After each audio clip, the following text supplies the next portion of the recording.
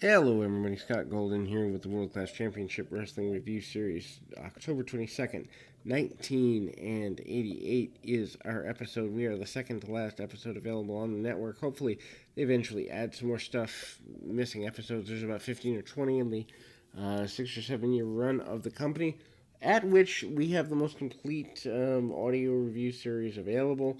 Anyway, Jimmy Jack Funk and Steve Casey opened today's program. Funk bullying the ring announcer, basically trying to make a big deal out of not being respected. Casey has been a guy here who has done pretty okay for himself, but you can actually see that, number one, there's not a lot of content left for World Class to give, and also, the quality of content's not there. They do review of Cotton Bowl matches in the past. Anyway, Steve Casey goes to work on the arm with a leg drop, and I will give Jimmy Jack Funk credit. He sells like $1,000,000 here, and we kind of see a takeover by Steve Casey. Casey also sends Funk to the outside of the ring. Funk kind of rooting around out there before locking in a reverse chin lock. Several shots there, and the Irish whip or across the line, and then Funk with a pretty hard clothesline catches Casey partially in the neck. Can't believe they get almost 10 minutes out of this match, if not a little bit longer. But again, it's a time where they kind of need that. Funk gets a victory, but ends up getting himself in trouble because he actually tries to hang Steve Casey with a noose post the match, and obviously that's a little violent even for today's TV. Akbar and Iceman King Parsons comment on Kendall Windham. Basically, Iceman says that Windham is nothing. And Akbar says that, in fact, Windham will never live down turning him down, so that's kind of a big deal. Then we see highlights of Cotton Bowl matches. If you follow the entire series, which, by the way, will be 340 episodes in total. That'll be finished later today, obviously, and worth checking out. If you've been with us this long, join us for our Superstars of Wrestling series. I know there's about 50 or so episodes on the network. I'm also going to find some on YouTube and other places.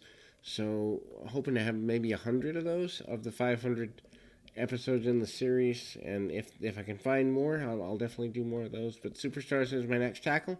In any event, Doctor Who versus Kendall Windham, not the Doctor Who of sci-fi fame, but who I'm assuming is Tug Taylor. Kendall Windham with an arm drag and kind of trying to stay on the arm of his much larger adversary. Windham cranking on that arm for quite a bit. Doctor Who pulls him down to the canvas by the hair. He goes for the front face lock into the side headlock. Gets as much as he can out of the process. And, I mean, it's not a classic match here by any stretch of the imagination. But again, you're nearing the close of the organization. You're also nearing a change in ownership where Jerry Jarrett takes over. And that's a completely different promoter, completely different booking style, and so much more. But anyway, then we see the Irish whip by Windham. Windham with a bulldog out of the corner gets a victory there. Jimmy Jack Funk says he'll do anything to win, says he wants to be the world-class champion, and he believes that he's close to that. He will beat anybody and honor the Funk name. I just find it really interesting that he's so hard pressing the Funk name when I don't think that Dory or Terry ever endorsed him as a Funk outside of the process. Anyway, Kendo Nagasaki mentions attacking and does an interview about attacking. Kevin Von Erich basically says it's revenge for all those years ago.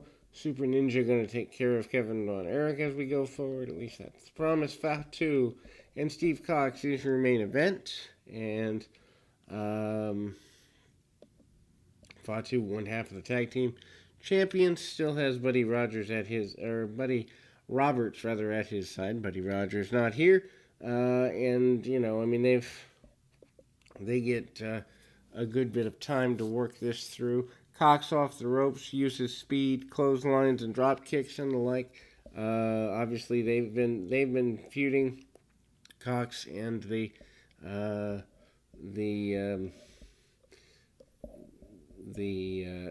Samoans over the tag team championship. Hype for the Super Clash pay-per-view event. Basically, promos from Kerry Von Erich and Jerry Lawler, among others, promoting their belief that the World Championship is about to change hands. That is done interspersed in between the main event, which is kind of a weird way to do it. I don't know if they were trying to get channel flippers or what happens there, but Fatu and Steve Cox come back, and a slingshot suplex by one of the by Fatu, inverted atomic drop also by Fatu, and Buddy Roberts extremely happy on the outside of the ring. Shoulder tackle by Cox. Cox trying to make a comeback, runs right into a big savate kick. Not a good place to be if you are Steve Cox or anybody who likes your teeth. Cox, though, is not willing to surrender. He takes a good bit of punishment, finally does the 10 punches in the corner deal toward the end of the contest, manages to hit a couple of maneuvers in succession, and then we kind of see things break down. Cox almost gets a victory, goes for the Russian leg sweep, manages to nearly get a victory there, heads to the top rope, does Cox, and looks to be perched high above the top rope, and manages to take too long, misses the top rope cross body, a diving headbutt by Fatu. Fatu again sets up, hopefully, at least he thinks hopefully, with the glove of Buddy Roberts, and Roberts hits his own team member. 1, 2, 3. Steve Cox is your victor in the main event this week. We will be back with the final edition of the World Class Championship Wrestling Series right after this.